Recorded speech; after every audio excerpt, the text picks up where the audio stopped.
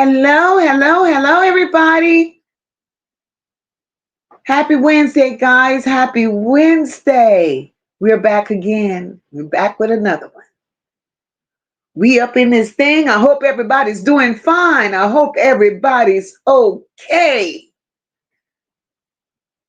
Hope everybody's being warm for sure. Welcome to another live stream. For those of you that don't know who I am, I'm MOCA. Here is where we are family. Here is where we choose purpose over popularity. And here is where everybody's somebody. Tonight is no different than any other live stream. Because what we do here, we do here. And we remain and choose to be the voice for the voiceless. Tonight, y'all saw the title and y'all saw the thumbnail. She's missing.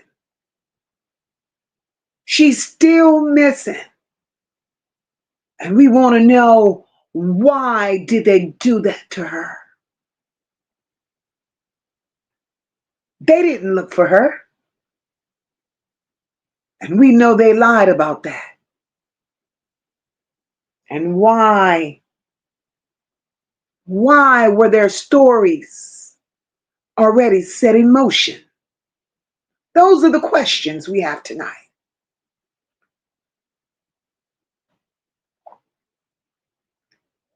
Those are the questions. And we're going to talk about the stories that were already told. And we're going to line that up right next to the actions that were already taken and ask real simple questions. And the real simple question starts off as, how can all of this be true at the same time? Because I've been listening. And what I'm hearing and what I've heard, it just never added up. So, with Naziyah being missing, the problem I have is that family don't get a pass. That family don't get to freestyle the story. Annette, Shannon, and Marquita. You don't get to freestyle the story. You don't get to remix it depending on the audience. Because depending on who you told the story to, that shifted your story. You don't get to clean it up. Annette, when the cameras come on. And you damn sure don't get to rewrite Naziyah's character to make yourself feel or look better. And that is what's always bothered me. Because Naziyah was called a runaway. But then she was such a good girl who never ran away. She was missing and they were sleeping. She was gone, but while she's gone, paperwork instead of being filled out like it was business as usual. And I'm sitting here like y'all sitting here like, what? Huh? What the hell? Because for us normal people, if a child ever becomes missing on our watch, the first instinct should be panic. But over there, that's not what y'all did.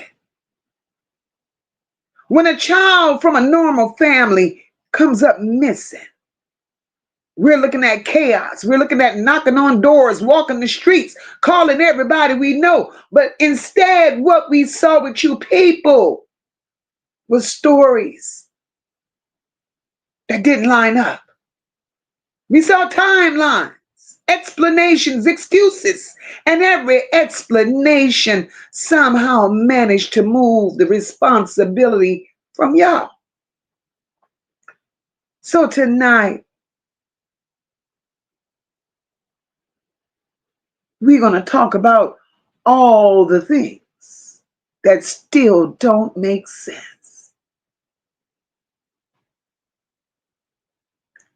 Welcome, everyone. Welcome, welcome, welcome on this beautiful Wednesday evening. If you've not yet hit the like button, please hit the like button for your girl. Share out the live if you can. Right now, guys, grab your snacks, grab your drinks. Do whatever you have to do to get yourself comfortable and content. Interact with your neighbors, bush watchers. I encourage you all to join the live stream because over here, baby, we're a family. There are no big I's and there are no little U's. We're going to be back. We're going to be back in this thing in exactly a minute. We will. And there's a pinned comment. I left a comment pinned up there. And while we're gone for this 1 minute, I need y'all to answer that pinned comment for me. I'll be back in exactly 1 minute.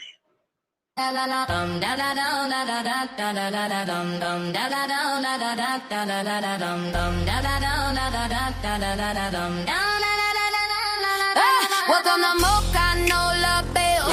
Hit that like button, you might break the scale. If you can't join the membership, still ride for free. 99, yeah, we lit in here. Comments popping, energy rocking, we all shine. We here to stay. We here to stay. Turn it up, we in the South with style and grace. MOCA got 'em talking, can't nobody take a place. Nah, from the bayou to the block, we drop truth, not tea. You ain't gotta pay the vibe, hit that like for free. Every panel on fire, every topic gon' trend. If you ain't a member yet, you still a friend, amen. Got love for the real, was no time for the mess. We keep it authentic, that's no labels at its best. Welcome to MOCA, no love bells. Where the truth ring loud like church bells. Like, comment, subscribe, free 99 if you ride. We don't fake the vibe, we gon' live, we outside. Welcome to MOCA, no love bells. Where the truth ring loud like church bells. Like, comment, subscribe, free 99 if you ride. We don't fake the vibe, we gon' live, we outside. It's MOCA and the crew, we the talk of the streets. Bring the real back to YouTube, no scripts, no beats. We laugh, we drag, we educate too. All the bells in the chat know how we do. So tap in, lean back, sip your drink real slow. Let the haters keep watching, we steal the show. From MOCA to NOLA, we hold it down steady. Platinum plus approved, that girl stay ready. Welcome to MOCA, na na bells. Welcome to MOCA, na na bells. Welcome to MOCA, no love bells. Where the truth ring loud like church bells. Like, comment, subscribe, free 99 if you ride. We don't fake the vibe, we gon' live, we outside. Welcome to MOCA, no love bells. Where the truth ring loud like church bells. Like, comment, subscribe, free 99 if you ride. We don't fake the vibe, we gon' live, we outside. From the panel to the people, it's pure real talk. She ain't following a trend, she lead her own walk. No cameras, my mic check with no lights on blast. But every episode hit like first class. We ain't gossiping, we testifying, keep it bold. Every story got a lesson that need to be told. So hit that bell, join the ride in style. Welcome to MOCA, stick around for a while. Welcome to MOCA, no love bells. Where the bells ring, truth in the chat stay lit. Like, comment, subscribe, don't quit. If you can't join the membership, free 99, still with it. Still with it. We outside. We outside.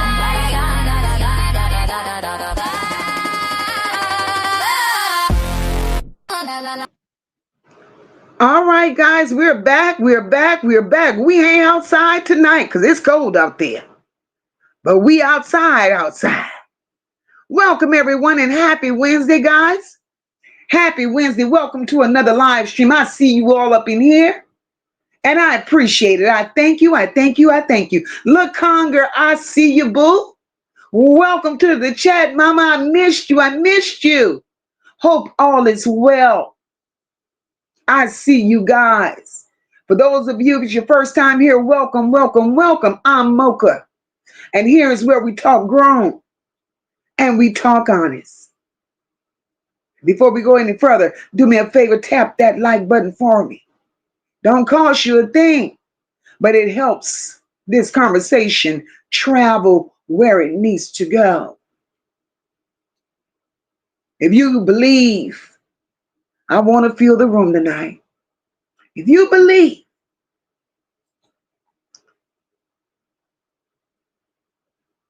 Mark and Martin, welcome, welcome, welcome to the chat. Welcome to the Nola Bells, my love. Welcome. If you believe, chat, that adults should always protect children, drop some prayer hands in the chat because we're going to start this thing off right. Because just like you're sick of that family, I'm sick of them too. I'm sick of them too. And that's why we're out here every night doing what we do. Because adults should always protect children. There's no such thing as a bad child or an unruly child. I see the prayer hands in the chat, and I greatly, greatly appreciate it, guys. These stories shouldn't change depending on who's asking. These stories should never change because the truth never needs help.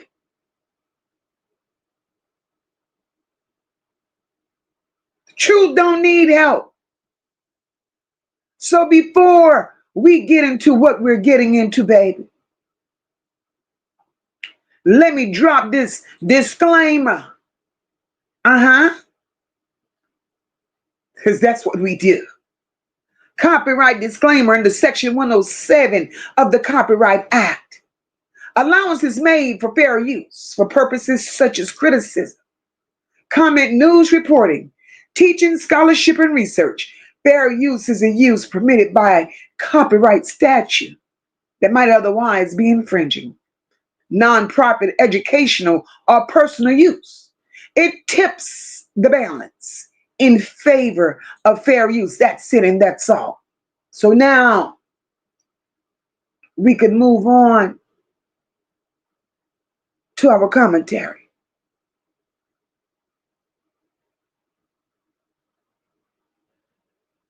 This is one of them conversations where you gotta sit and let the pieces land. Let them chips fall where they may. Let them fall where they may. These missing children, no matter who they are, they deserve immediate urgency. And Shannon, Marquita, and Annette, y'all don't get to rewrite Naziyah's story. And from what we've seen thus far, they've been doing a hell of a job trying to rewrite her story while covering the roles that they played. And as an adult, as a mother, as a sister, as an aunt, a father, and a brother, if you believe that they tried to rewrite Naziyah's story to save themselves, to cover themselves from the roles that they played, give me some caution signs in the chat, because that's not acceptable. Something is off in a bad way. In a bad way.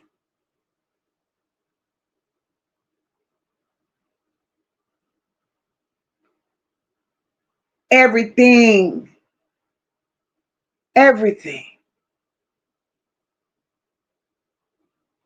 We know it started with one word.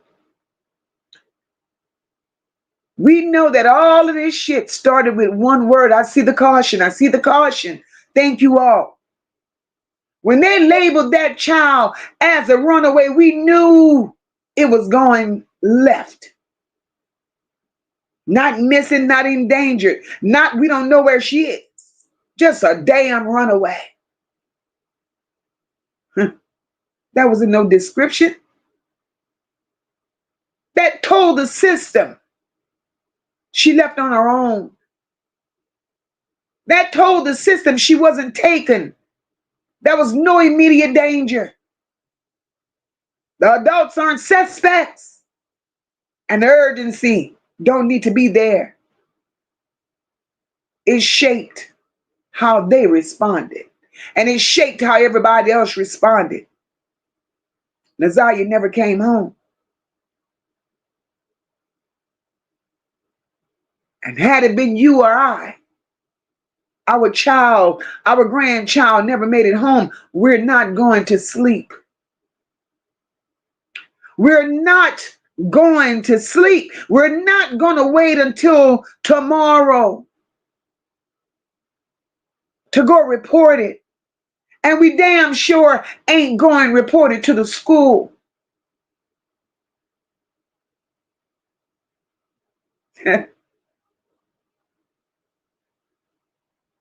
These people didn't panic. These people weren't calling everybody. They weren't knocking on doors. They weren't screaming, my baby is gone and I don't know where she is. That's not what they were doing.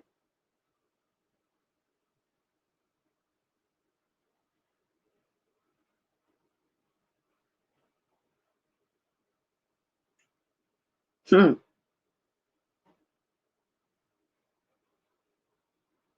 go to the school. And this is where the case really flopped from the very beginning. We got to be truthful and honest with ourselves if we look at it correctly. This case was doomed the very day she was reported as a runaway. Because how is it that you go report her as a runaway to the school? Then you report her as a runaway to the school, and the person you reported her to didn't give a damn.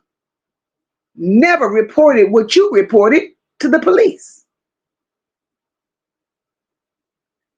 You reported it to a school resource officer who didn't think it was important enough to report it to the police.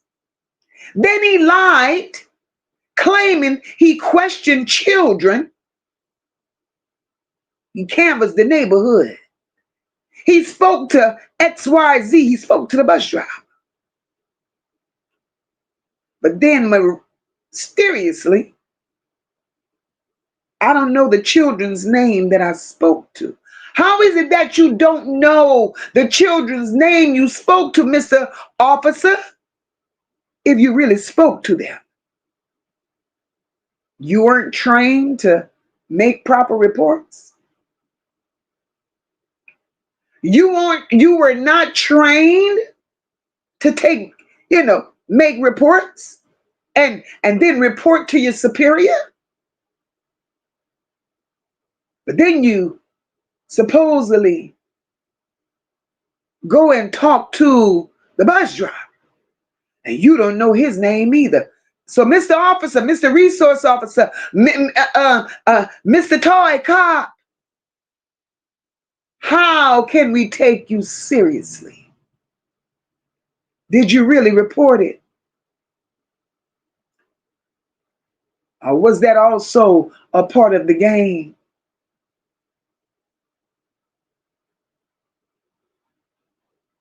Because I need to ask y'all something. How many of you all believed that this man went out canvassing the neighborhood or even walking the school campus? How many of you all believe he actually questioned children? How many do you all believe that he actually questioned some children. How many of you all believe that that was really a bus driver there to speak to? How many of you all believe that?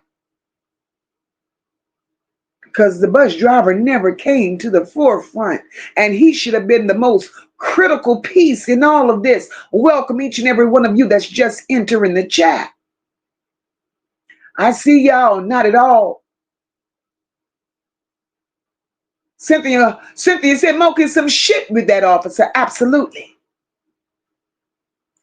Erica Red said they didn't care, and I believe they thought nobody else would care. Absolutely, Erica. Absolutely. This family is a piece of work. Natasha, my girl, she said they can't tell the truth. That will get them all convicted.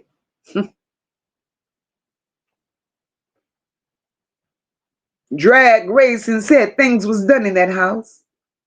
That would have never happened in a normal household. But my question is, why Naziyah? That's a damn good question. But you know that family, Drag Racing, don't have picks and chooses, right? And I will continue to reiterate, Naziyah wasn't the first. And she won't be the last. Hopefully she's the last. Hopefully these people have come to their senses and will never put another child in Annette's care ever again.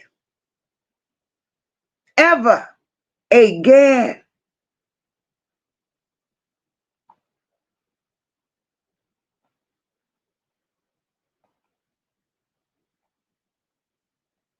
So here we go. Here we go. And then when it really stopped making sense to me, because that very same person that let Naziyah so say run away, that same person that supposedly let Naziyah run away,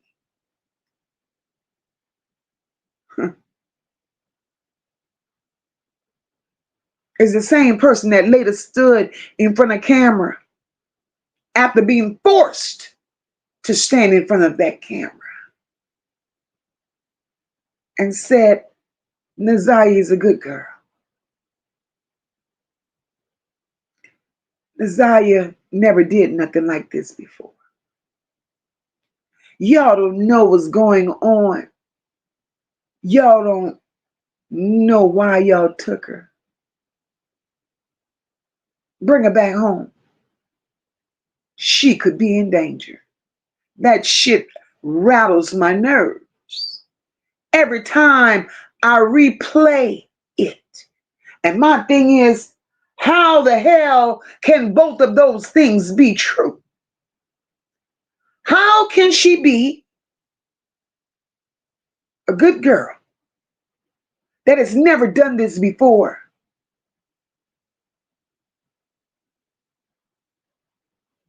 but yet run away was the first thing attached to her name? If she was in danger, why wasn't that said immediately? If y'all don't know what's going on, what, Annette? If y'all don't know what's going on, Annette, make me understand, why the hell would you label that at all? That ain't confusion. That was a choice you hoes made. These roles that y'all played, y'all actions proved us right. Because calling Naziyah a runaway only bought time. Then stood in front of those people and tried to make us believe that Naziyah was endangered. And you thought you was creating pressure. And I'm trying to understand why pressure only showed up, Annette, after the cameras did. Why?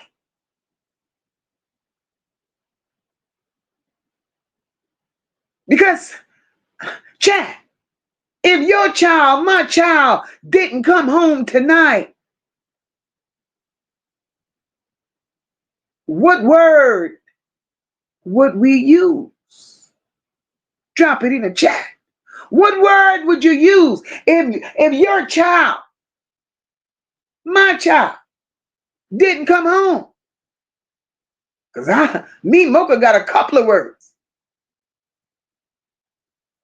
My child missing. And I'm scared. I'm panicking. I'm worried. I'm desperate.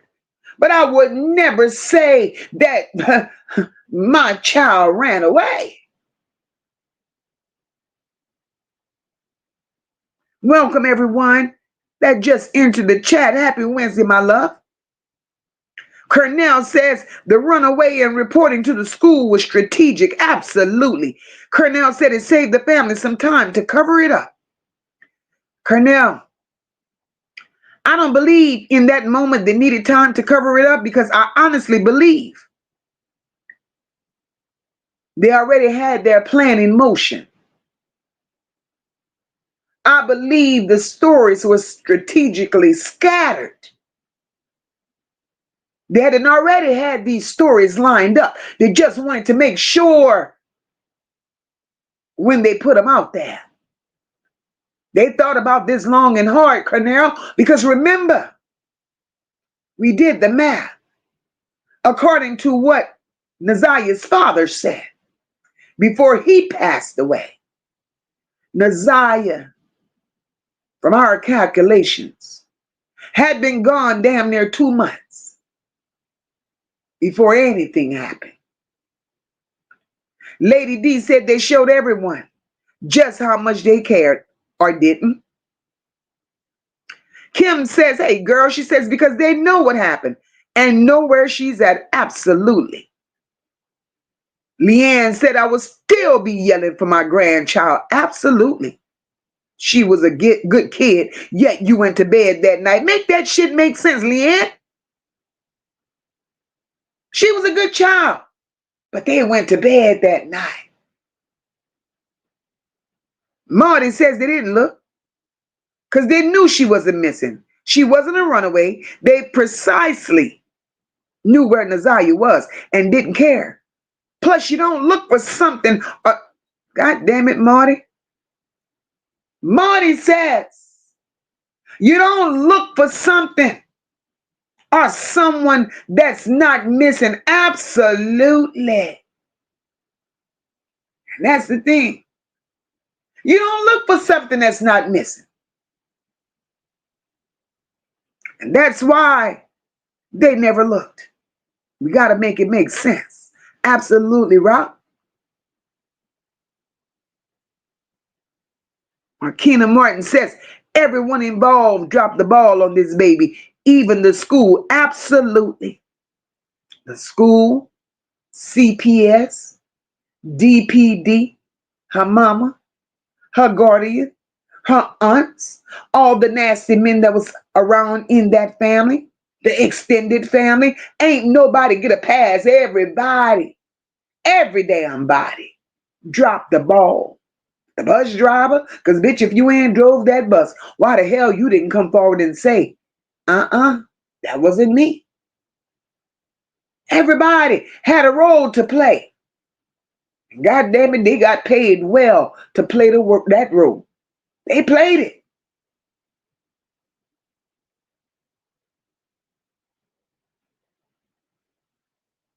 Cornell says, okay, like he's still talking about the school. Leanne said, I'm glad for the CCs. Without them, I would have never heard of this story. Cornell said there are so many incompetent people in Detroit. The incompetence is everywhere. But Detroit is really showing. Miss Boss Lady, I see you, boo. Welcome, my love. Markina Martin says, bus driver don't care. He just trying to get off work. I don't believe that child ever got on that bus. I don't believe what they're trying to make us believe, because it ain't lining up. Absolutely. Miss Boss Lady said that video from her on that bus was old and not the same day. Kim Brown says, not one. Not one, because there was no school that day. Valerie says, I don't believe it. Gloria says, not at all. Spicy said, yeah. He was the dumbest of dumb officers I've never heard of. He should have been shamed to go on the stand and testify the way he did. But guess what? That was acceptable because, again, they were still on payroll. They all were on payroll. Chucky said, I don't trust nobody in this case. Definitely the detectives. Ms. Jackson says, because I believe she's been gone since the gym. Hard with this baby message. The stories on the night don't add up. Not enough time. Absolutely. That family showed no concern or urgency, so no one else did. As Boss Lady says, that video didn't even have a timestamp on it. They bought all of that shit. All that's made up. Leanne said, how a kid on the ground crying, she's in pain and you don't call home. Another lie. Let's stop right there with the comments and we're going to move forward. But Leanne, I'm going to address what you just said. And I want you all to feel me when I say this. I want you all to chime in if the direction that MOCA's taking makes a little sense.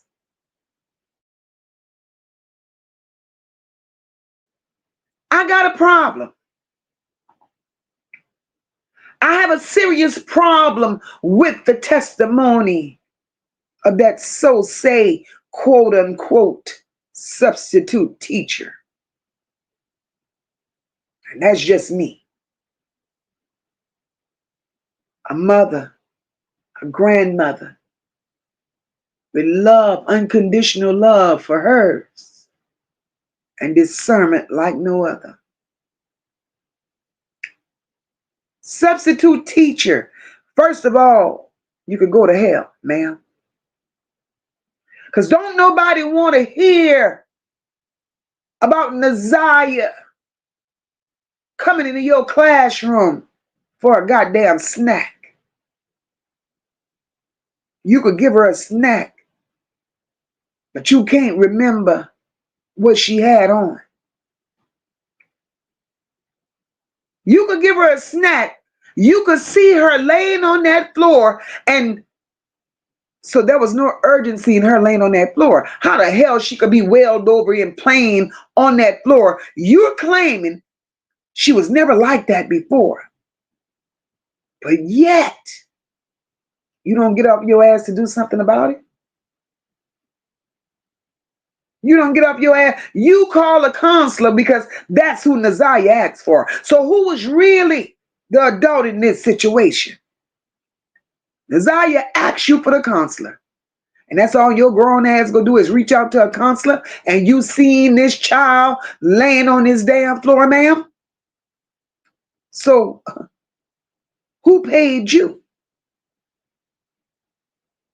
Because even though Naziyah asked for that counselor and you seen this child laying on this floor, common sense should have told you she didn't need a goddamn counselor. She needed medical attention.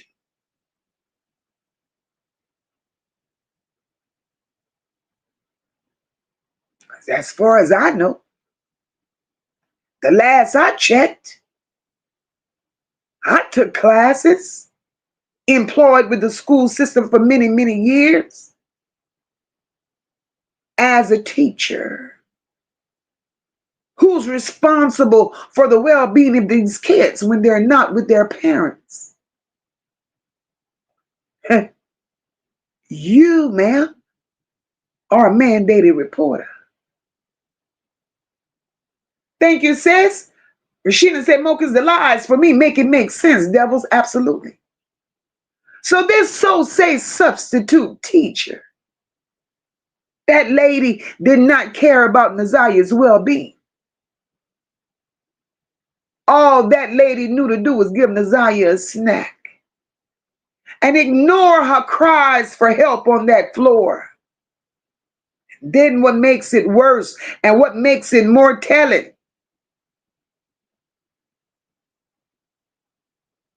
they claimed, and I use that word strongly, they claimed Naziyah went missing on the 9th. That's their claim. So DPD, see, y'all getting thrown under the bus. Y'all hands are getting exposed all across the board.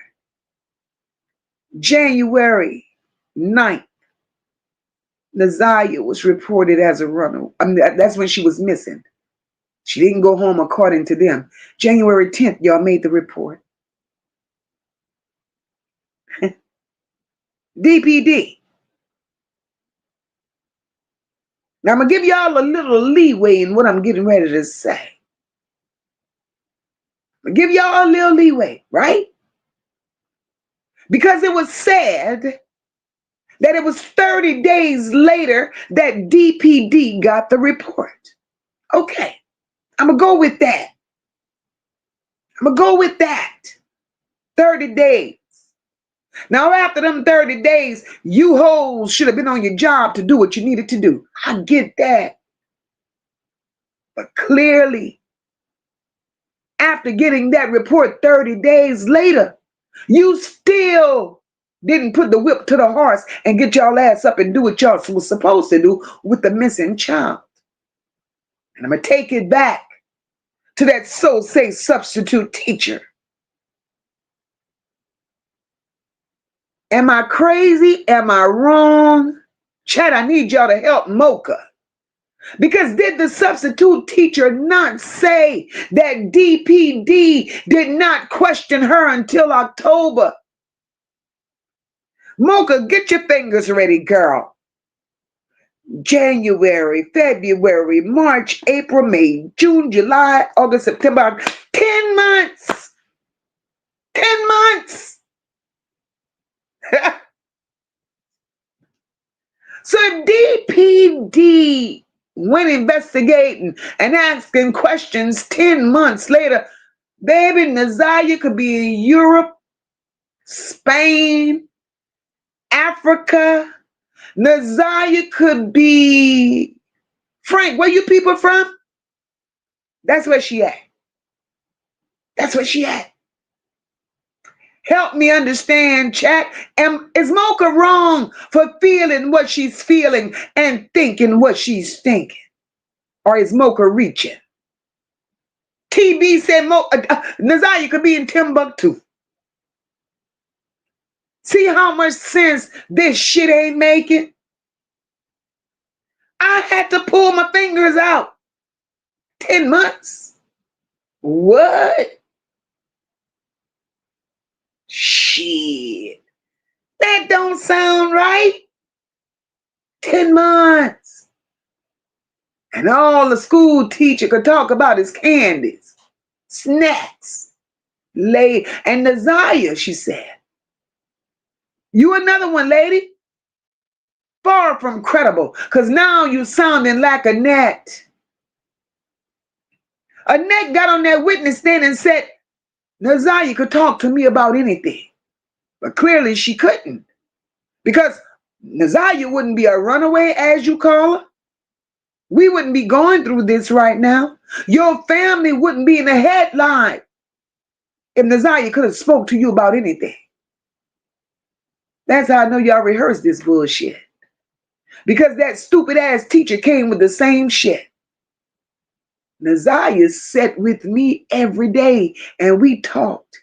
What the hell, a 7th, 8th grade or whatever grade Naziyah was in, what the hell that child in that age group want to sit down and talk with a old ass woman all day for, and they got children her age running through that campus? Make this shit make sense.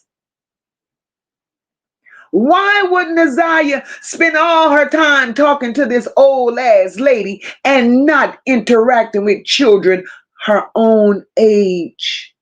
That shit did not sound right.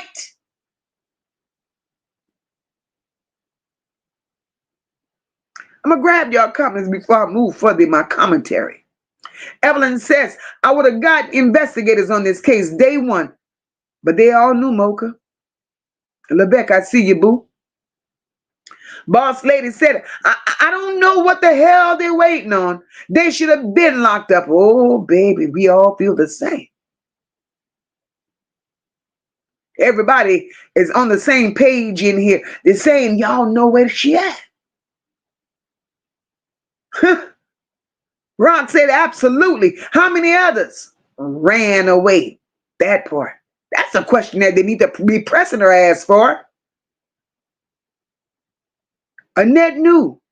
Absolutely, Evelyn Gentry. Annette knew.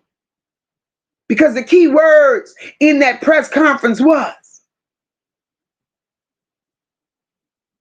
she could be in danger. Well, Annette, what makes you think she could be in danger if she ran away? And she never did that before. And then y'all said, then Shannon can backdoor you, Annette. Once you said Naziyah never did that shit before. Shannon backdoored you and said, Naziyah been planning shit like this. She watched her brother do it. And she's done shit like this before. Her and her brother took turns running away. Shannon, you remember saying that? So make it make sense. Thank you, sis. Make it make sense, you bunch of damn liars.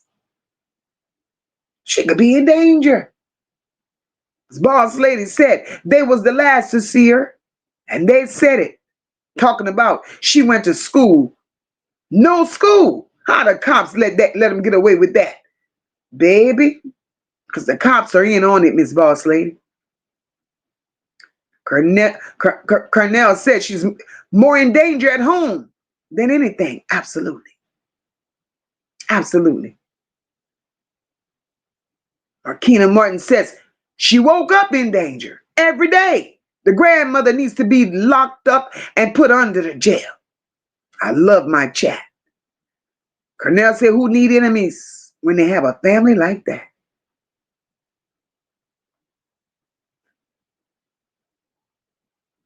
You can't even say this child's name. You people are pathetic. One thing I know, words is one thing. Words is one thing. But God damn it, y'all actions. Y'all actions tells a whole story. Tells the real story.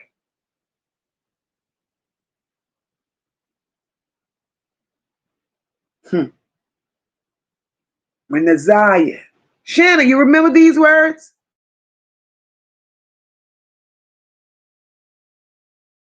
Shannon, you remember saying, when Naziyah didn't bring her ass home. You remember those words? We went looking for her that night. We made flyers. We passed out flyers that night. Shannon, you remember saying that? Because I remember clearly, Shannon, you saying that.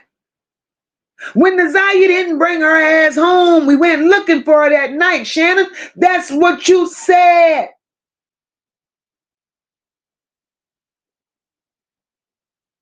We made flyers. Bitch, why are you making flyers that night?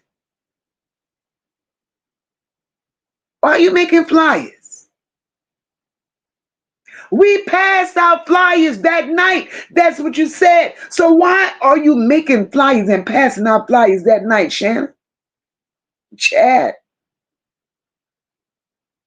Let's pause it right there. Because if that's true, that says something very specific. So if that's true what Shannon said, right? That night means they were panicking. That night means there was a sense of urgency. That night also means everybody was outside looking. The lights was on, the phones was ringing. Annette never went to sleep. According to what Shannon said, that night wasn't calm.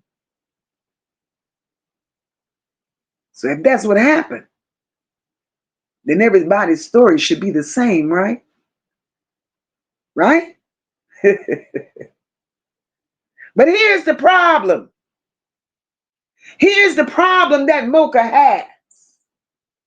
Annette, they already said you went to sleep, bitch. You slept. Now how y'all want us to sit with that shit? You ain't dozed off. They told me you went to sleep. But I don't know about y'all, but sleep shouldn't have been in sight. But Shannon, you said when Naziyah didn't bring her ass home, we passed out flyers. We walked all night. But how could that be true when Annette went to sleep? See, that's another lie. Because I know if my child went missing, your child went missing, I know y'all wouldn't be going to sleep, right? So now we're looking at two different realities. One where Shannon said he searched all night, and one where Annette slept through the night. Both of that shit can't be true. Both of those things can't be true.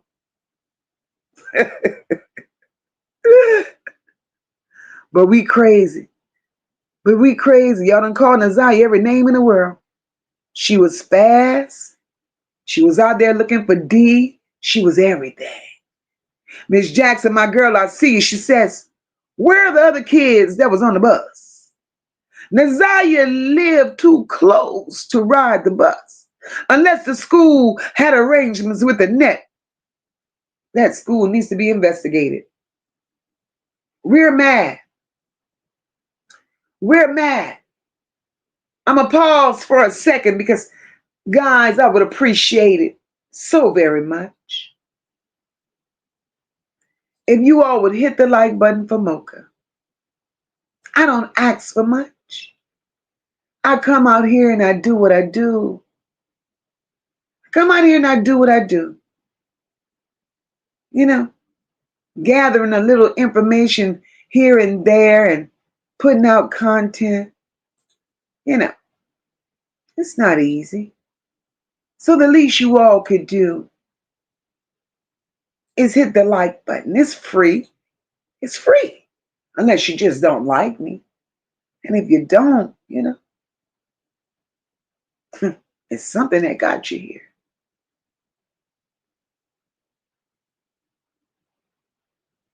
Miss Jackson, there was no other kids on the bus because that bus ride was a lie. You know and I know that little girl on that bus looked at plastic. That shit was staged. Show as my name is MOCA.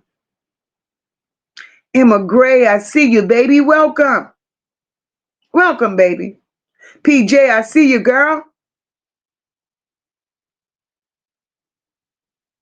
A whole day.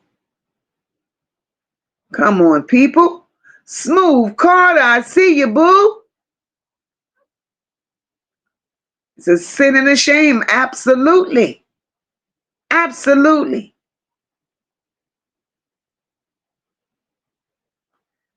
Tony, we none would be able to sleep. None of us. But y'all played the role. Y'all played the role. Erica Red says, I believe Annette called Kim. And she told Annette she will take care of it. Somebody said something, Erica. Somebody said something because this is not normal behavior.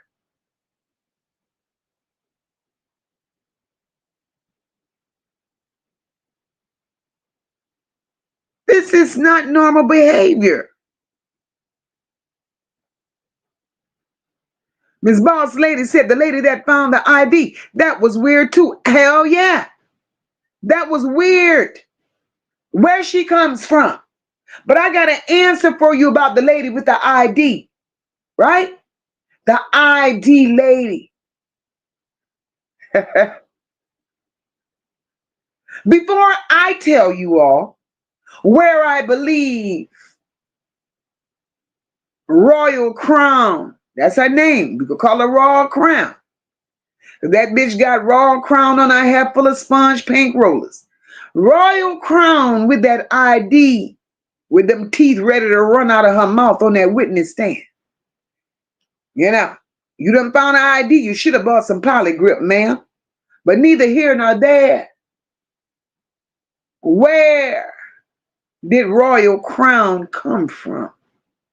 Royal Crown did not just pop into the scene with that ID. You know and I know, after all the weather, the elements, Naziyah's been gone.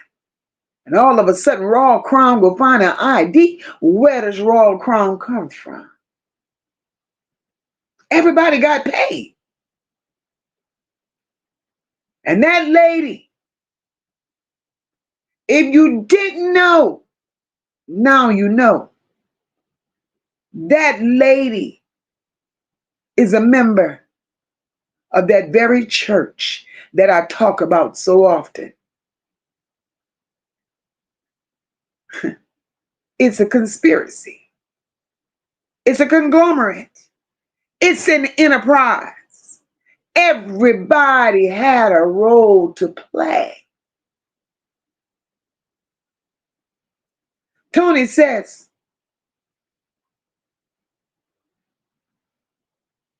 absolutely, Tony. Shannon lied about that. Shannon knew about those streets that Naziyah asked her about. She knew that.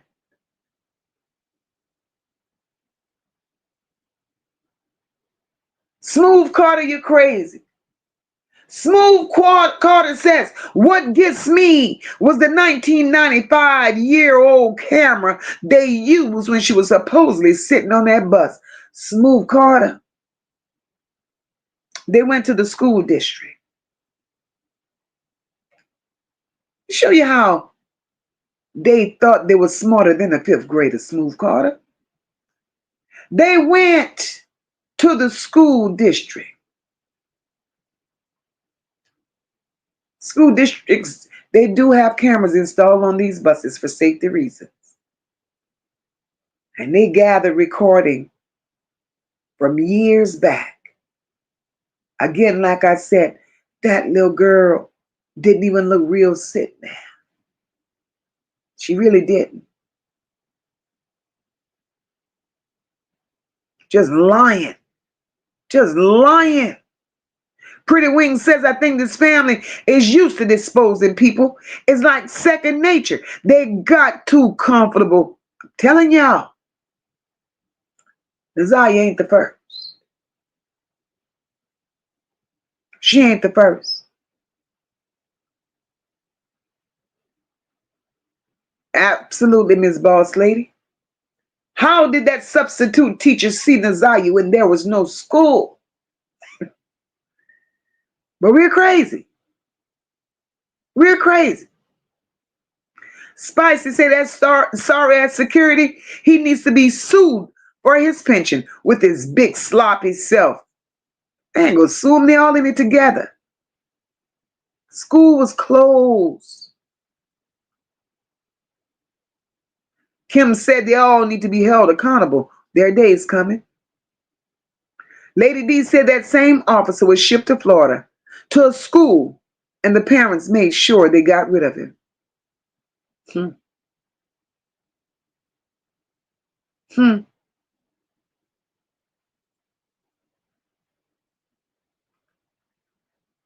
Miss Jackson, Miss Jackson, Miss Jackson. You know, I've always said that.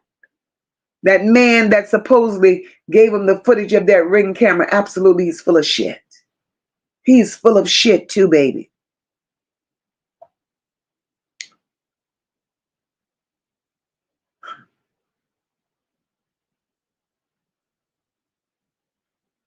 Markina Martin, I agree. She needs to go to jail too, as a teacher, caregiver, etc. You're a mandated reporter. Some of these children only have school to escape. She was just unsafe in every aspect. So disheartening, absolutely. But this big bitch want to talk about snacks. Snacks. So you go hang out at the school because you the snack lady. Bitch, you should have stayed in the cafeteria. Samantha, I see you, boo.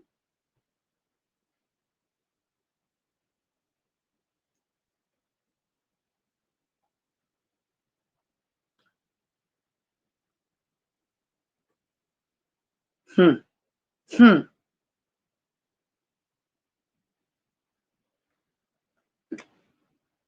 Y'all stories ain't lining up, people. They're not lining up. And then let me finish. Let me finish where I was, y'all. And then here's where it really stopped making sense to me. Hey, everybody in the chat, welcome, welcome, welcome. TB, you're crazy. Snatched just like a predator. That's why her ass couldn't remember shit.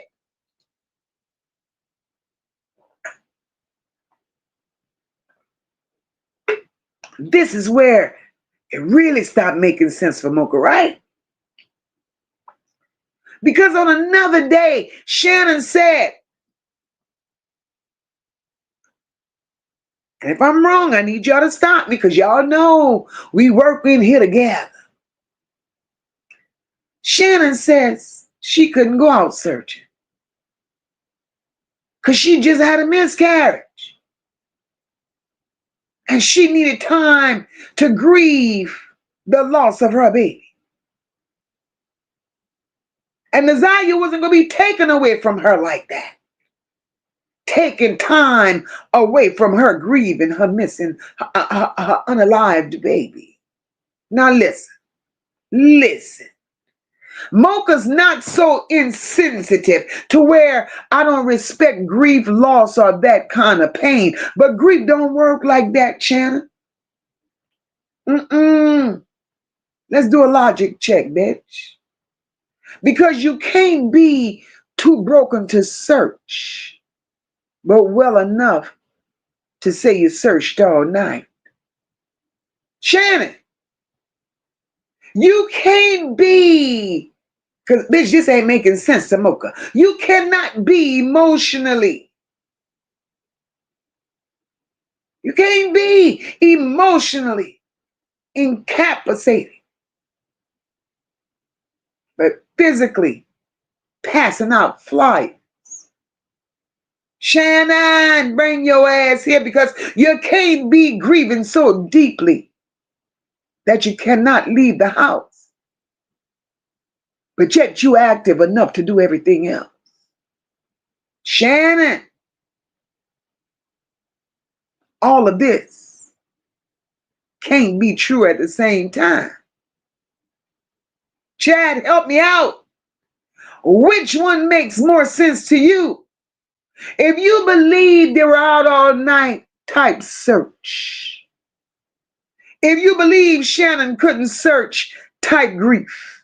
And if you believe them hoes lied, please type lie in the chat. Because these hoes lie.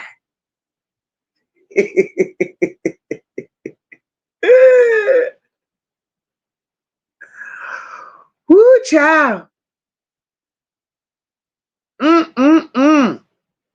Make it make sense. PJ, my girl, she said that damn teacher's full of shit. And she knew Naziyah since she was in kindergarten. Ain't it some shit, PJ? You knew her. I see the lies in the chat. I see him. You knew Naziyah since kindergarten, ma'am. But you gonna let her lay on the floor. You gonna tell Naziyah, wait until after breakfast. Bitch, do you know what could have happened between the time that child fell on the floor and until the time after breakfast was over? You sounded dumb.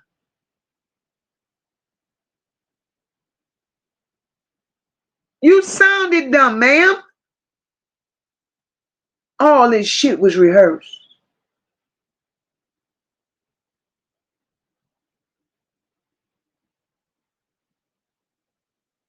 Yep, Shannon said Naziyah was at the park. She was at the liquor store. Come on, Shannon. That's what they said, Tony. Naziyah was in pain. She wasn't supposed to be thinking about no damn snacks. Tony, I don't even believe that floor story. Drag Racing said, my gut keeps telling me she's with that church. This boss lady said, Shannon said out of her mouth they both took a pregnancy test at the same time. Absolutely. Smooth Carter says, imagine receiving a check from the state just to ask a PDF for pads. This is so sad and out of control. We're truly living in the last days when men become lovers of themselves. Absolutely.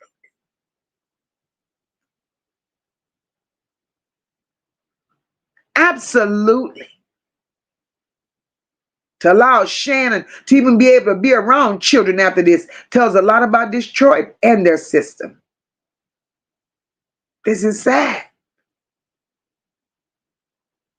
That's sad.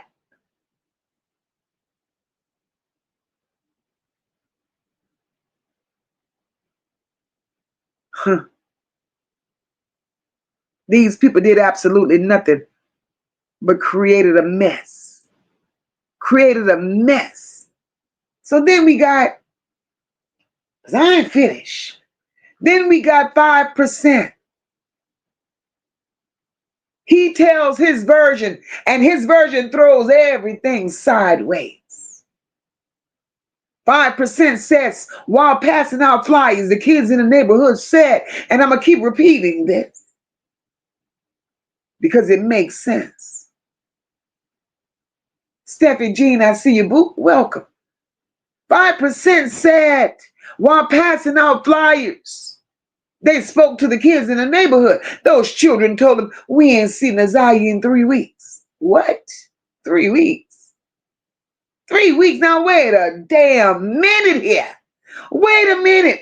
Because now we're looking at timeline damage. If the kids haven't seen Naziyah in 3 weeks, why does it suddenly becomes that night? Why the rush now? Why the flyers? Why the panic? That don't sound like a fresh disappearance to me. That sounds like something that these hoes knew. They set on and they wrote their story. So, y'all, if the kids say they haven't seen someone in 3 weeks,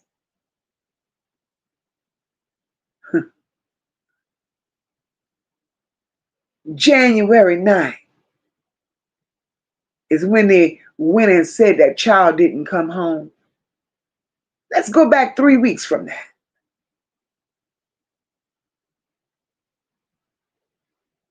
So when they went on school break, when they went on Christmas break,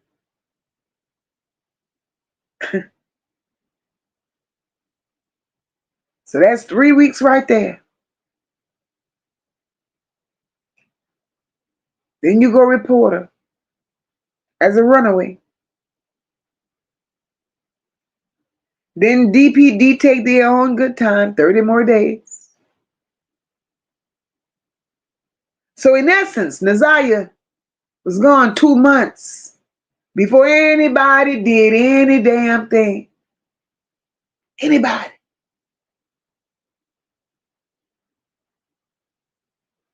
So chat. If these children say that they hadn't seen Naziyah in 3 weeks, is that someone that was missing overnight, or do you think Naziyah's been missing for a while? I'll wait. And I'm going to read some of these comments while I wait. Essence says, make it make some sense. Because how the hell you go put up flyers, then you was taking them down? Don't make that kind of sense. Chucky says, and when she was sitting on the bus, she had a fur coat. The other picture of her walking, looking like it was a jacket without the fur. They most definitely 2 different pictures. And then the stupid ass teacher, substitute teacher, said Naziyah had on a plaid jacket. She had on a plaid jacket. The coat on the ring cam was different. The coat on the bus was different. The clothes they described she had on was different on the flyer. The clothes that they found planted in the woods was different. Ain't a goddamn thing adding up.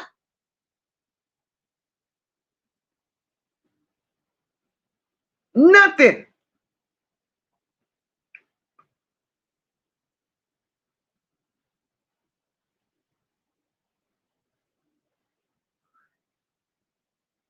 Absolutely, TB.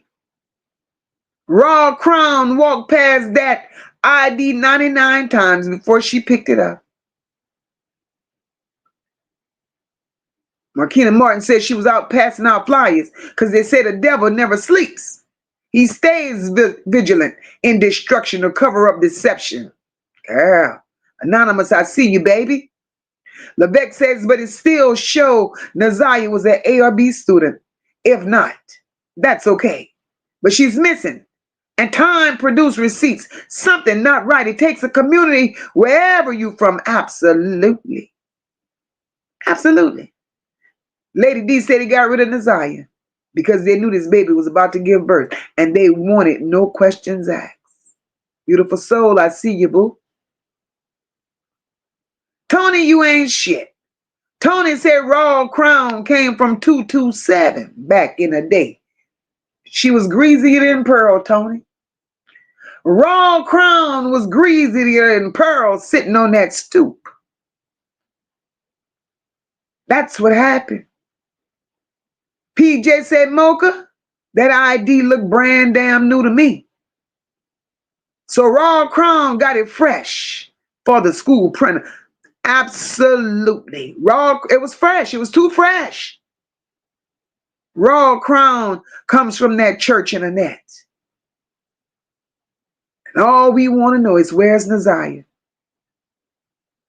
Samantha says she ain't the first, but she is the last in that family. His boss lady said, how the hell, the only ring camera in that nice area, they never knocked on doors at all to try to find her. They didn't give it. Amani, I see you, boo. They didn't give a damn. They didn't give a damn. Anonymous said in the fact that the retiree left a runaway report on the desk instead of passing it to the person taking its place. Let me tell you, that shit ain't normal behavior. But let me move on with my commentary. See, this is why MOCA keeps saying this shit ain't about emotions, because timelines don't give a goddamn about feelings. Thank you, sister. Thank you, sister. Either you hoes were searching all night or y'all was sleeping. Or y'all couldn't search because she been gone forever. But all of that shit ain't true. All of this shit is far from the truth. Because while Naziyah was supposedly missing, while Shannon said she was grieving and searching, somebody was real busy doing something else. Somebody was busy. She was grieving, y'all. She was searching. But let's follow and let's go down the dirty brick road as to what they were doing. Because on January 10th and 11th, baby, that's crucial. They had some urgency going on. But it damn sure wasn't about Naziyah.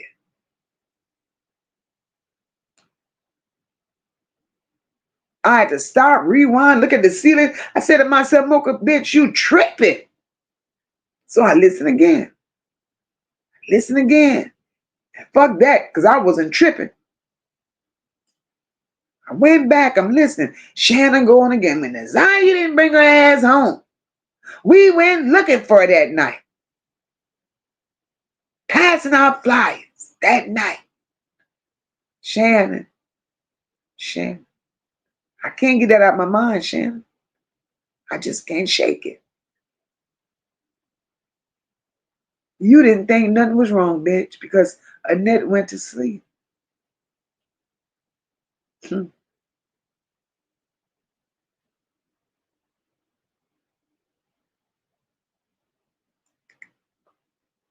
went to sleep. You couldn't grieve, you said. You couldn't grieve the miscarriage, you said.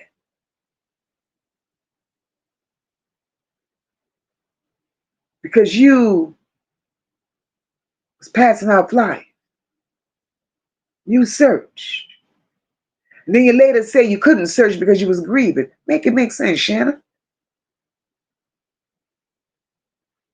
You had a miscarriage, I get it. It's real. It's a loss. It's real.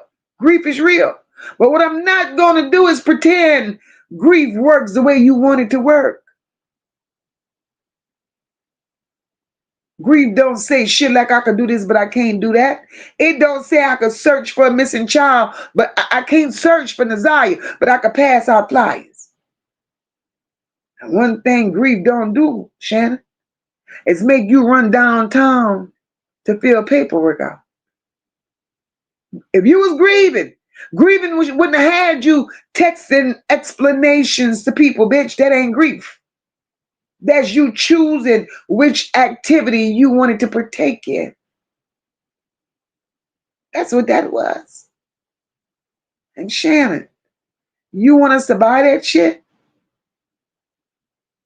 Mm-mm. Mm-mm.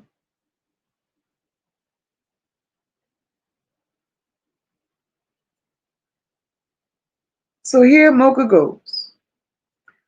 I double check the dates again, and I check them again, and I check them again. But baby, as I was double checking them dates, them goddamn dates checked me. Naziyah reported as a runaway on January 10th, right? On that very same day that Naziyah was reported as a runaway, Shannon found the strength. She was no longer grieving. She found the strength, the clarity, the time to go downtown to the court. File paternity paperwork on Jarvis for 5 children. 5.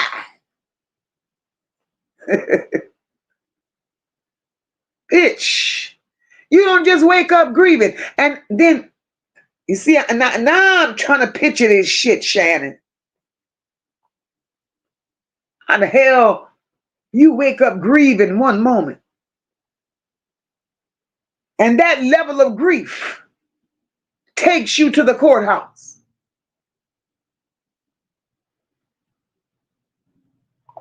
You at the courthouse, but you're grieving.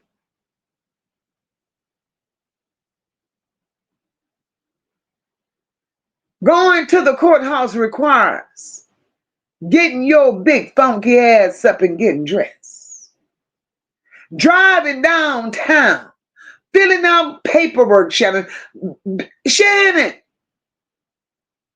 you had to focus. You had to make decisions, and you had to have a little patience, Shannon.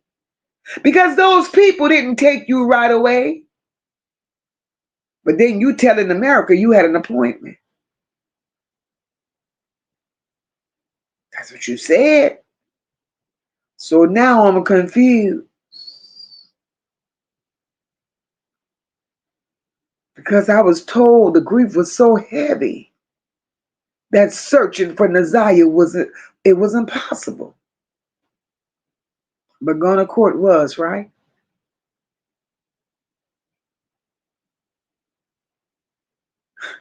And this is where I started asking myself questions.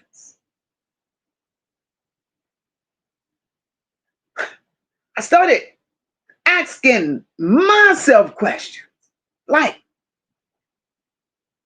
MOCA,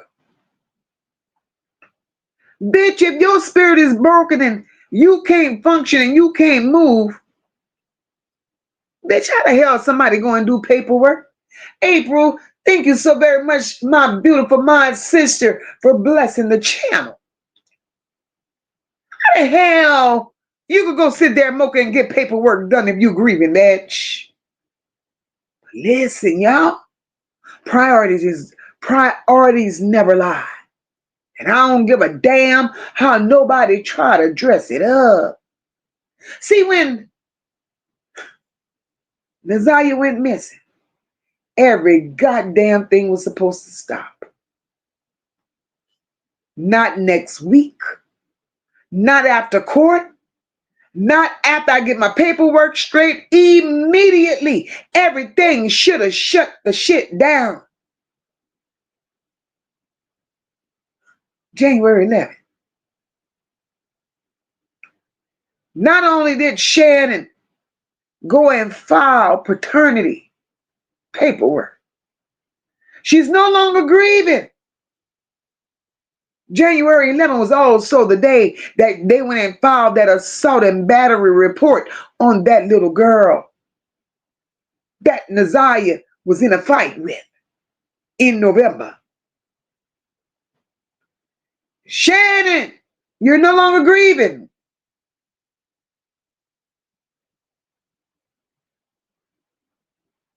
You're no longer grieving, Shannon.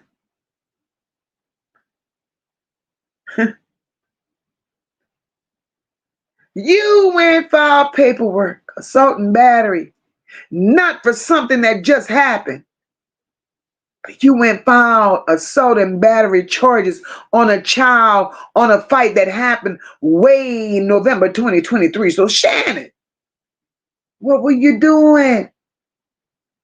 What were you doing? That fight happened 2 months ago. November came and went, Shannon. Y'all ate turkey, y'all shit it out, and November was over. December came, Shannon. You took that welfare check. You went by them children all them $2 toys while being pregnant with another. Y'all ate more turkey, shit it out, and Christmas was over. That's 2 months. But then the moment Naziyah disappeared, now it's urgent. Why not November? Why not December, Shannon? Why not when the child was actually here?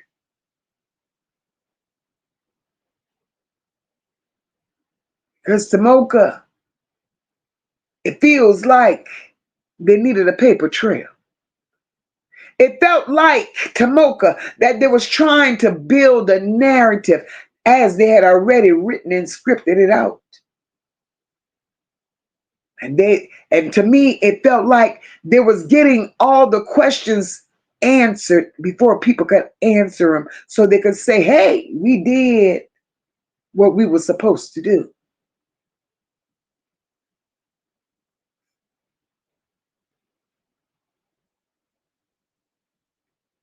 Jesus.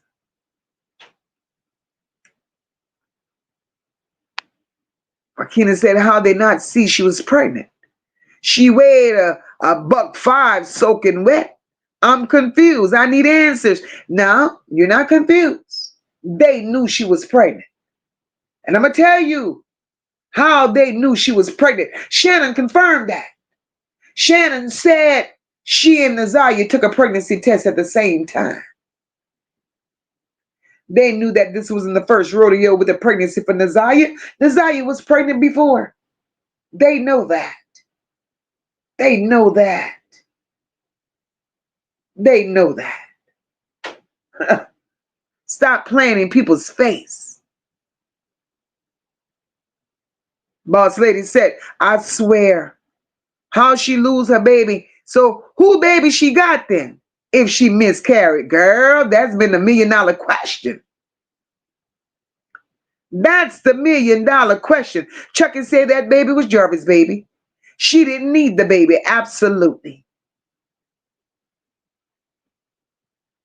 TB said she couldn't bear losing her baby while her niece carried Jarvis's. These people. But we ain't supposed to see that, y'all.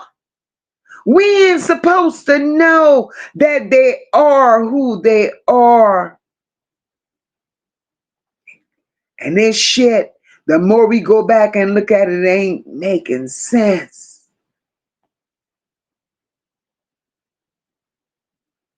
It ain't making sense. Anonymous, I'm with you.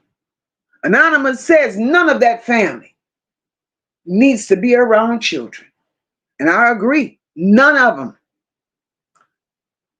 Spicy says, didn't the phone records reveal that Jarvis' phone called someone in Texas the night Naziyah came up missing, along with a few of the sister wives? What was that all about? He made phone calls. Lots of them. Lots of them. And it's my opinion. Now, I could only say it's my opinion. It's my opinion that those phone calls that Jarvis made on the night. See, we can't focus on the night. We can't. They want us to. But in the real world, we can't. Because the ninth is the day that they staged and scripted. We got to keep it all the way 100. Those calls that Jarvis made on the night ain't had a damn thing to do with Naziyah.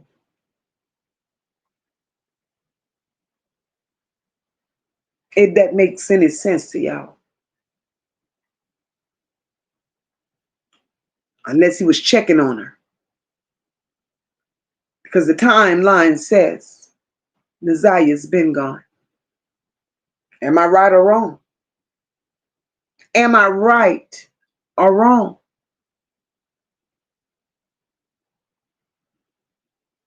From what we know, she's been gone.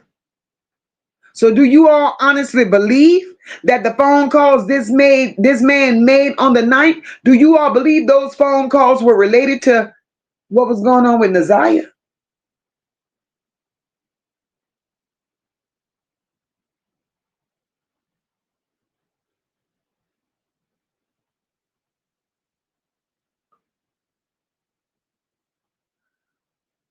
That's crazy.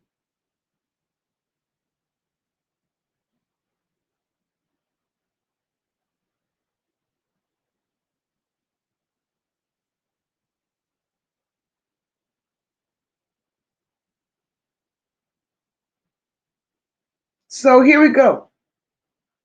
I love you too, sis. January 10th, they report Naziyah is a runaway. We can walk it slow. January 10th, Shannon filed paternity paperwork. January 11th, they report the fight. But in all of this, you got energy to do all of this. Where's the neighborhood search? The door knocking, calling to the friends and their parents, walking the streets. Where is Naziyah in any of these actions? She ain't. She ain't. The energy never matched the moment. The actions never match the words. And the urgency is aimed at everything except for Naziyah. And I'm going to circle back to that miscarriage one more time.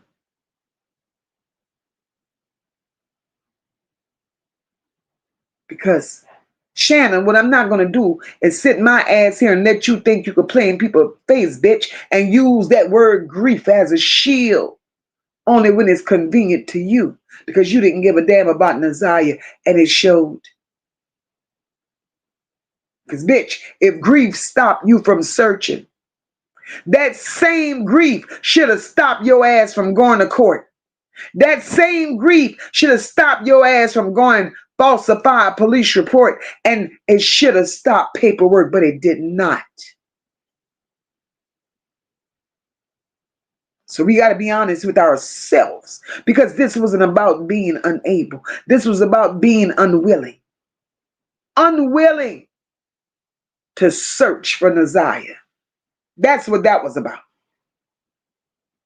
And once you accept that, once you accept that, then you understand the mentality of Shannon.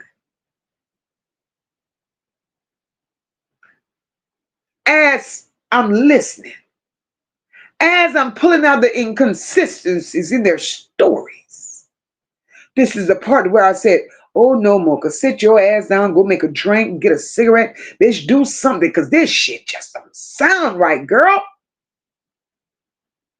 I said, oh no, right about now, these hoes just saying any goddamn thing. Because once the searching theory fell apart, once that timeline started falling apart and opening up like the Red Sea, and that paperwork started looking louder than the panic should have been, here comes the explanation. And with Shannon, every damn explanation said the same shit. The friend said, listen, y'all, listen. Anytime Shannon started explaining the situation and was putting other people's name in the stories that she told, especially most of the people that she claimed told her XYZ wasn't present, my antennas went up every single time. Because in Shannon's mind and the world that they live in, her and Annette and Marquita, those borrowed voices was convenience for them. You can't just say anything you want, bitch, when the person you're quoting ain't in the room to confirm it. Let's talk about the friend, Shannon. Shannon said Naziyah's friend told her. Now, this friend never had a name. Nobody knew this friend existed. Friend never talked to the police. And until this very day, they still don't know what a friend was. Shannon said Naziyah's friend told her, oh, y'all doing everything right.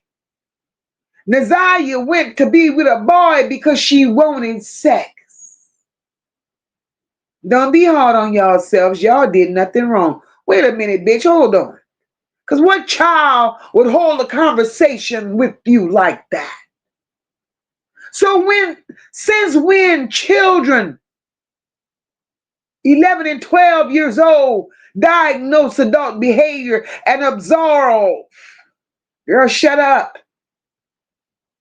What 10, 11-year-old is going to comfort your big grown ass? What child you know sitting around saying, oh, don't worry, auntie. You did everything right. Bitch, that don't sound like no children. That sound like you and Annette reasoning with each other. Y'all, man, I need y'all to help Mocha out, because I want to know, do children talk like that?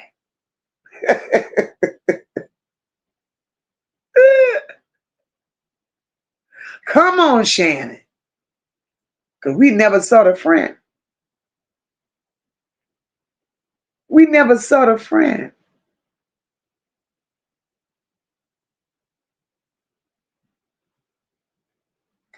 Instead of Shannon and Annette focusing on where Naziyah was at, who she was last seen with, well, they didn't want to focus on that because they already knew. They already knew. But instead, all y'all could say is that child wanted sex. So now y'all done sexualized Naziyah. Now her disappearance is minimized and the responsibility goes away. Bitch, when you say a child run away because they want sex, you're doing 3 things at one time. And Kim Worthy knew that. That's why she helped y'all create this narrative. I believe that.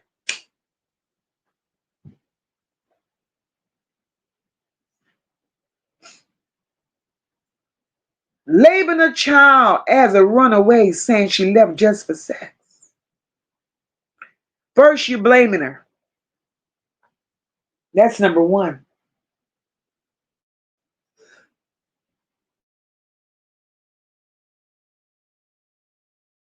Number two,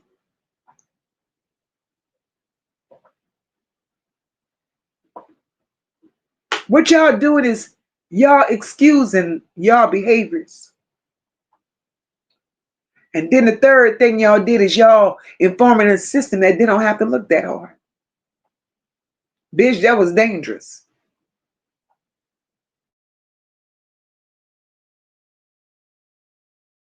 Y'all knew just what the hell y'all were doing. I believe that.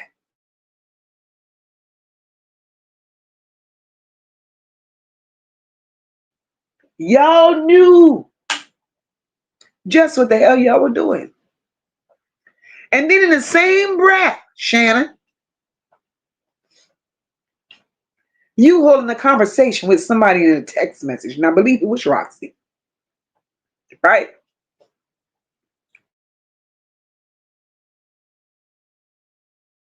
You holding a conversation in a text message. MOCA believe it to be Roxy. In that same breath, that Naziyah is being described as a runaway, go and be with a boy for sex, Shannon says, she better be a damn virgin. Do y'all remember that?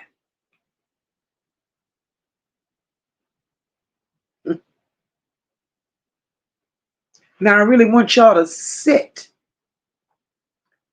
with remembering Shannon saying, Naziyah better be a virgin. How the hell you run away for sex? How the hell you run away for sex and still gotta be a virgin? What? Help me understand that shit. Because words matter. And and baby, I like to play with words. And this shit don't line up. We gonna circle it back. Especially when Shannon admitted to giving Naziyah a pregnancy test. Naziyah sending text messages talking about being pregnant. Naziyah said the pregnancy was interfering with gym class. But then Shannon, you saying she better be a virgin. Bitch, is you well? Is you well? So here we go. Now, Shannon, the world has been wanting to know, who are these friends? Where are they? Can they be interviewed? If they told you all of this shit about Naziyah, where are these friends? Shannon came up with another story. The friend mama got scared. The friend mama moved out of state and now nobody could be contacted. Bitch, what? Now MOCA asking herself. I'm sitting in here questioning my fucking self. Because now MOCA want to know if Naziyah ran away to be with a boy. What dangers? Follow me, chat. If Naziyah ran away to be with the boy, what kind of fucking danger is this for the other child? Her mama moved her away because she could have been in danger. Bitch, what? What does a witness being in danger have to do with Naziyah running away? Why does that little girl or the witness, whoever she is, why did they need to disappear if nothing criminal happened?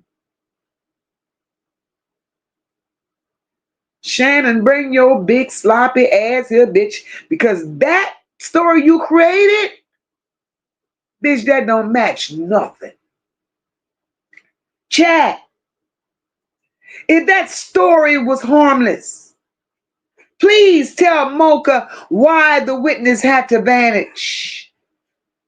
Was that witness vanishing? Was it out of convenience for Shannon, Annette, and Marquita? Or was it just a coincidence? Shannon, you're slower than a pack of now laters, bitch.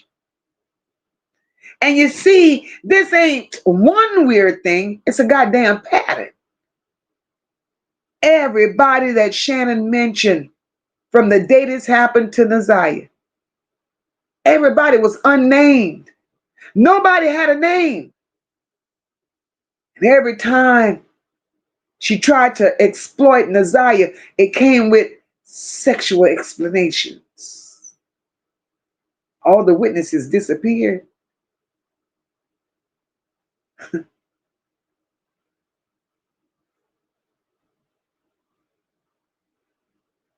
My thing is, you said y'all looked. You said y'all searched for Naziyah. But if Naziyah was out there just running around looking for sex, and y'all knew that, why go look? See that? You see how that shit don't make sense? And if Naziyah's so said friends say y'all didn't do nothing wrong, Shannon, why question a friend? Come on, Shannon. This ain't, come on, Shannon. That story, those stories that you told, bitch, they were designed to make people say, okay, okay, that explains it. But bitch, it didn't. It brought on more questions. More questions. Now,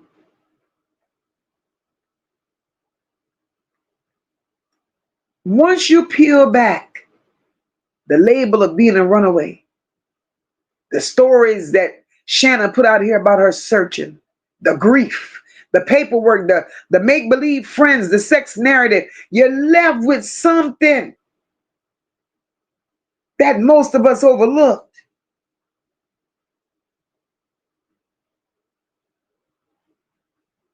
Shannon, you tried to leave us feeling and believing that Naziyah didn't have nobody acting like she needed to be found. This ain't about you, Shannon. Shannon, in the real world, we done sit here and watch parents lose their minds over a child just being late. Coming home late. Not missing, Shannon, late. My child's running late, I'm calling everybody. I'm going to drive around, I'm knocking on doors, refusing to sit down. So when Naziyah truly came up missing and y'all house was quiet, bitch, and Annette went to sleep, that tells me a story. That tells me a story.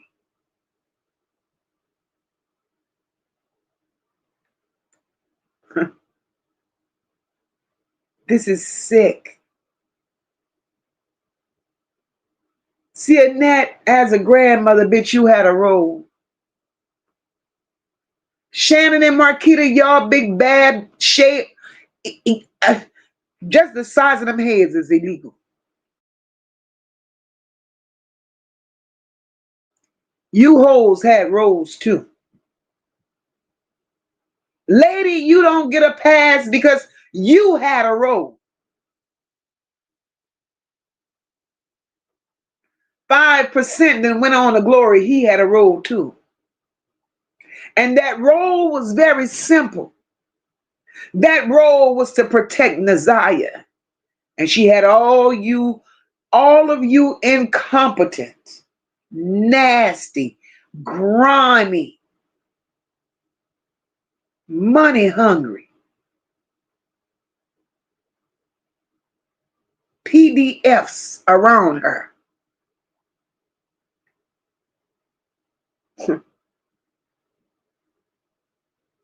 And nobody protected you. When y'all didn't protect Naziyah from an infant, because Shannon, she was in your care since the age of 2. And if you couldn't protect Naziyah as an infant, everything, bitch, that you say from here on out ain't shit but noise. Naziyah was treated like an inconvenience to that family. She was treated like an inconvenience that needed to be explained away. Because one thing I've come to learn is that explanations change, but the truth never does. And I know some people going to say, MOCA, why you keep asking these questions? God damn it, because unanswered questions is how children stay missing. Keeping your mouth closed and not bringing this shit to the forefront. It protects people like Shannon, Annette, and Marquita and that extended family.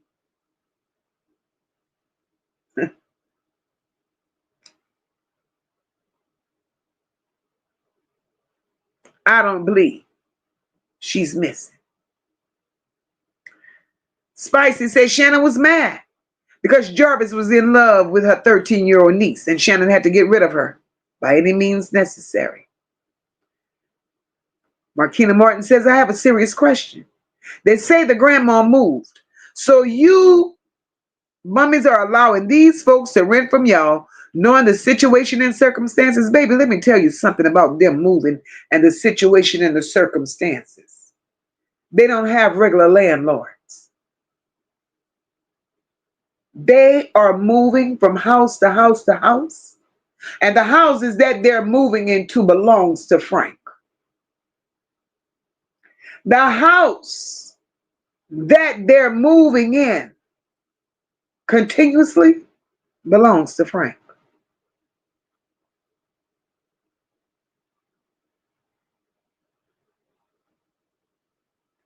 And all they're doing is trying to cover their tracks.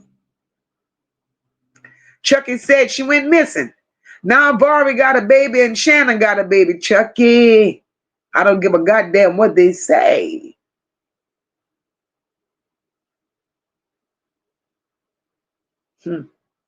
Something is very fishy. Lebec said, okay, they know Naziyah wasn't a runaway, but complained of the stain in the household, so abuse mentally, no protecting her. Where's she at? They can't tell us. Amini says, all I know is the baby mama with the blue card needs to speak the fuck up because she knows what's up. She definitely knows, and we're going to talk about her too. Wanda said that part. He was checking. Now we on the same page. I told you she'll be in court. Wanda. I never lost, Wanda, you know I never lost sight of that.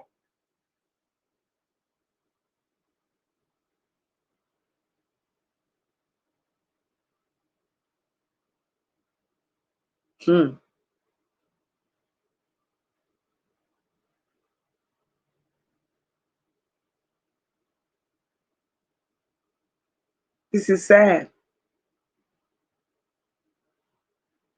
This is sad. Thank you so very much, Spicy, for encouraging them to hit that like button.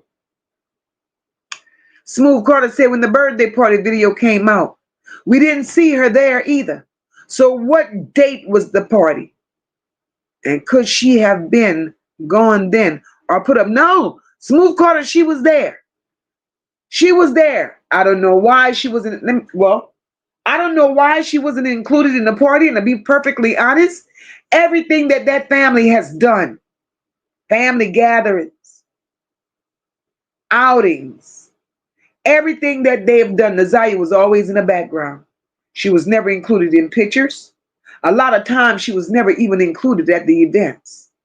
I saw that my damn self in the pictures that they exposed. But Naziyah was at that party. I believe that was Naziyah sitting on the stairs. I believe it was Naziyah was texting Jarvis because remember the text messages came out. We're getting ready to sing happy birthday. Naziyah was the one that got Jarvis to that birthday party. This is sad.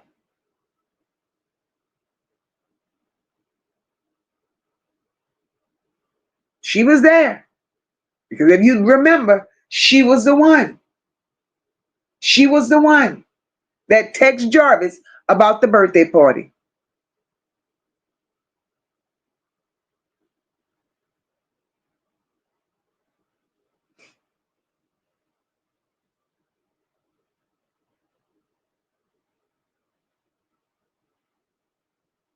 This is crazy.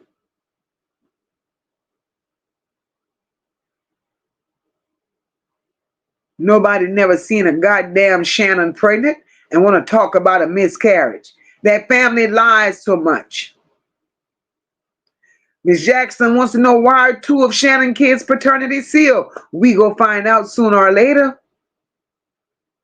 And that's the shit they don't want us to talk about. Told y'all Shannon keep talking about she got 5 children by Jarvis Butts. Nah, bitch, you got 3 and 2 possibles. You got 3 and 2 possibles.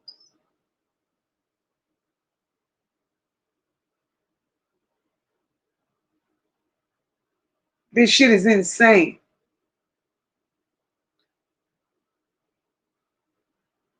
Jarvis has a reason for not accepting that plea deal, y'all. And believe it or not, no matter what we think, no matter what we say, him not accepting that plea deal is going to blow the lid off of all of this shit. He has his reasoning. He has his reasoning. But I've always said we're not here for a long time. But we're here to make the best of the time that we have. And the questions keeps coming. And one thing I want to encourage each and every one of you.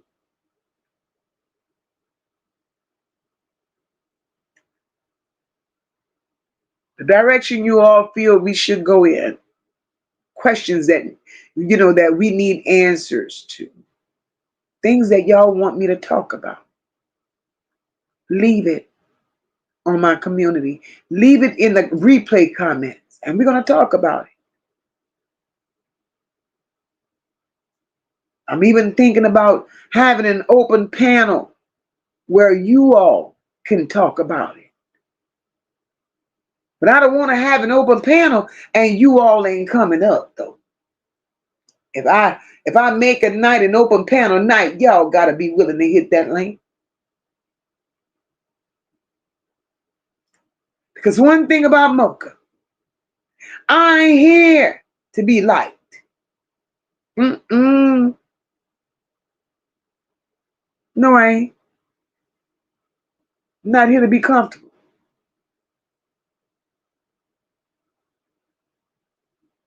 And I'm damn sure not here to protect grown folks' feelings.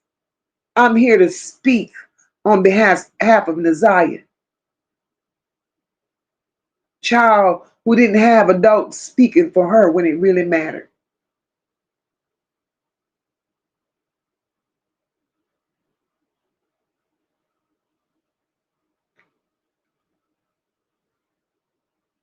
Naziyah deserved urgency.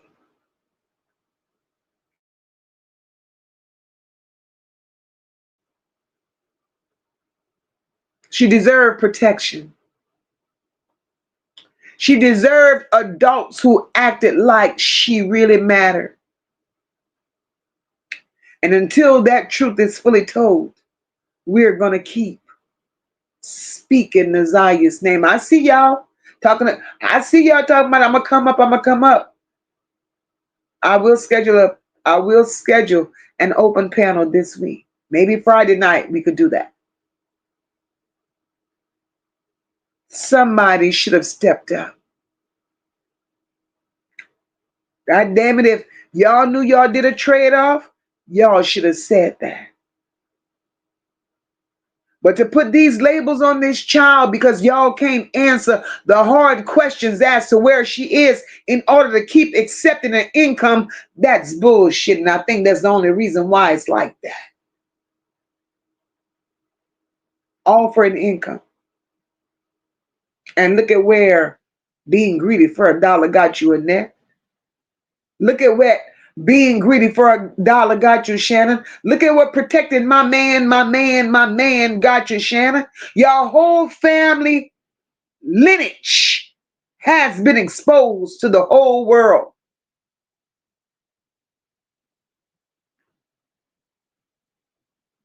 Everybody knows who you nasty people are. Everybody knows your background. Everybody knows now what you ungrateful, nasty, trifling people has done to children all your lives. And again, I commend Mark D. 40 years of CPS. Described the net completely.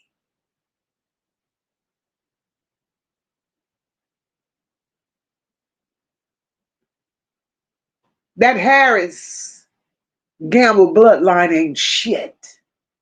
And I will continue to say this.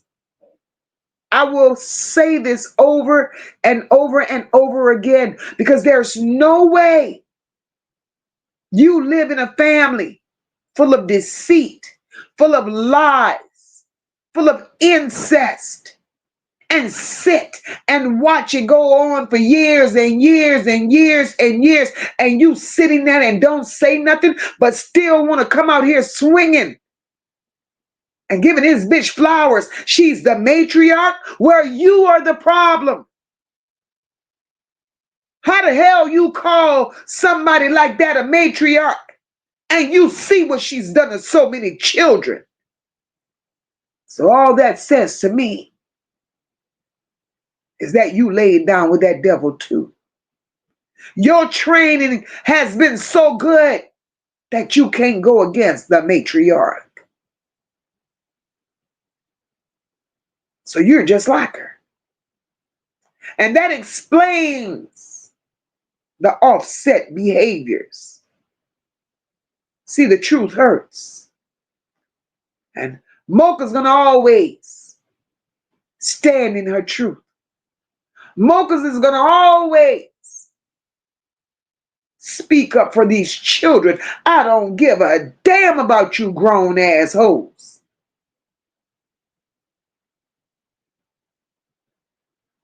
But the things that y'all have done, the behaviors that that family has displayed speaks volumes.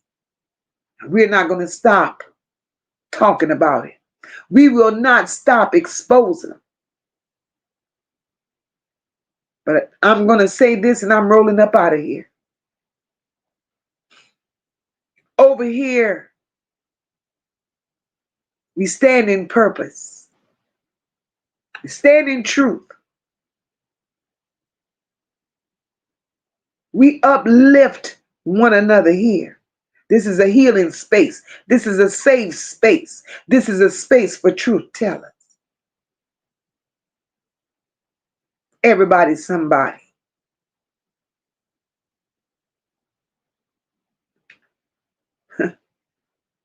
But we will speak to protect these children.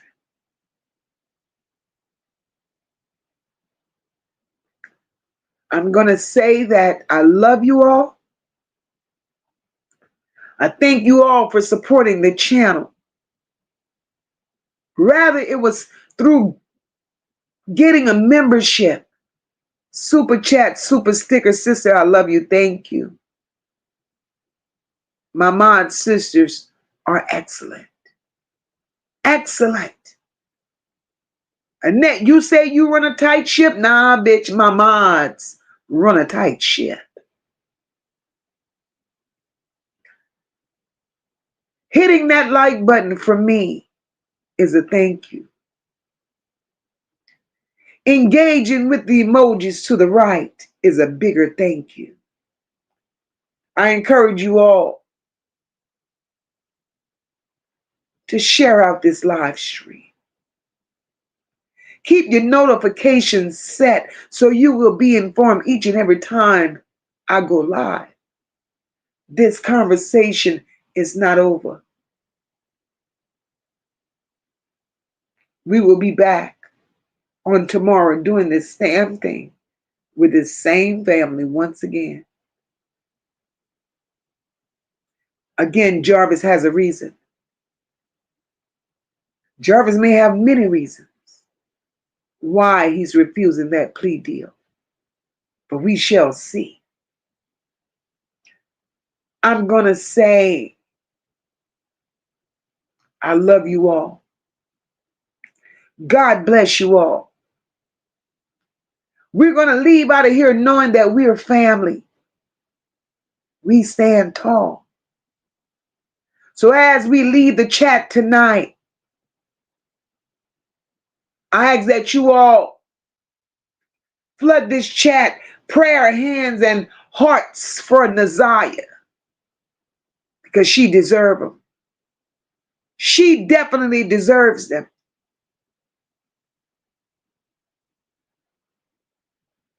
And I wish you all a beautiful day tomorrow, no matter what it is that you all do. Stay warm. Stay safe. God bless you all, and good night. We stand tall, we rise as one. No lapels, the work ain't done. No. Motivated from the heart, never run. Truth and caring, everything we become. It's more than a vibe, it's a home, it's a call. Over here we catch each other when we fall. This is family. This is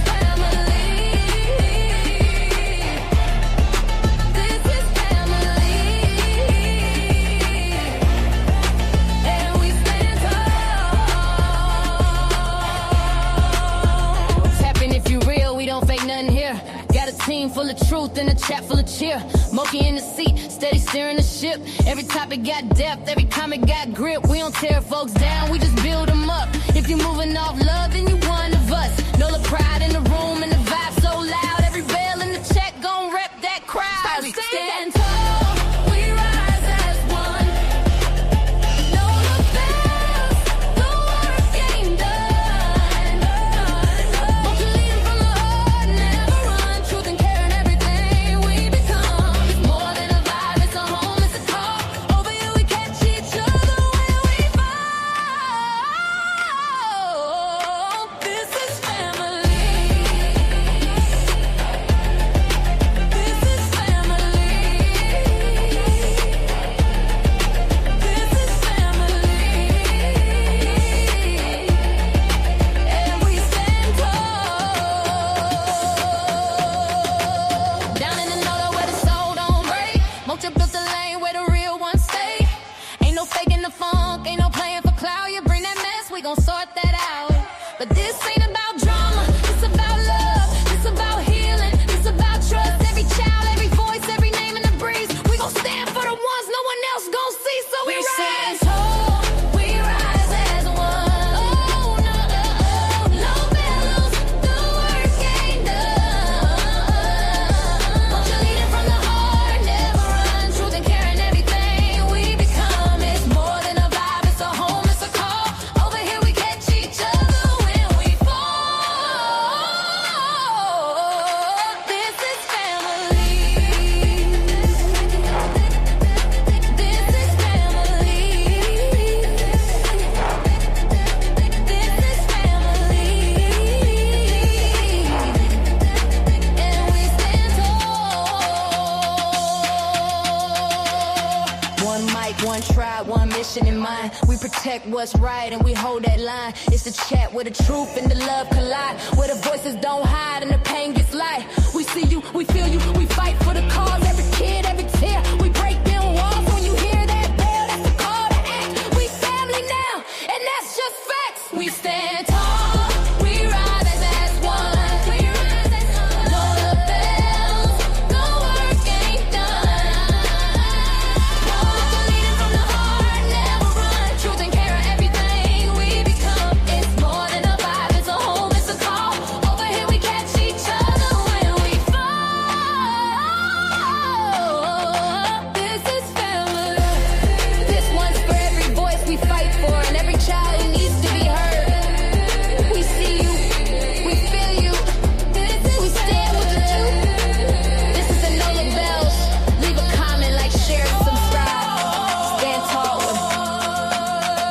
the family. Good night, everyone. God bless.